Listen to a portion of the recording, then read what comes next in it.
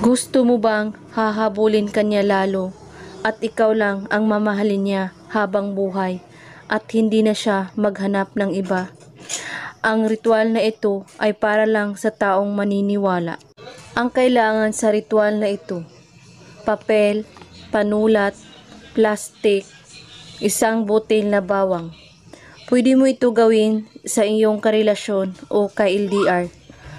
At magugulat ka na lang sa magiging resulta nito dahil hahabulin ka sa taong ginawan mo nito. Kailangan magfo-focus po kayo sa paggawa nito at buo ang inyong paniniwala sa paggawa at walang ibang iniisip at pagdududa. At ihanda mo ang iyong sarili. Kunin mo ang bawang at balatan mo ito. At pagkatapos, isulat mo sa papel ang pangalan at apelyido niya ng 7 beses. At kunin mo ang bawang na binalatan at ilagay mo ito sa gitna ng papel. At pagkatapos, banggitin mo ang pangalan at apelyido niya. At sabihin mo, hahabulin mo ako at iparamdam mo sa akin kung gaano mo ako kamahal. 7 beses mo ito ulit-ulitin.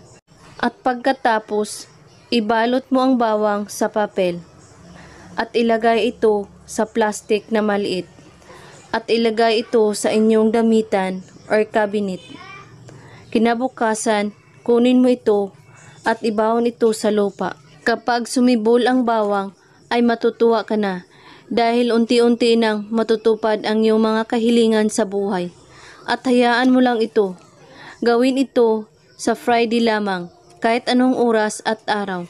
Basta't buo ang inyong paniniwala sa paggawa at walang ibang iniisip at pagdududa. At kung may katanungan po kayo ay magko-comment lang po sa baba. Maraming salamat sa panonood.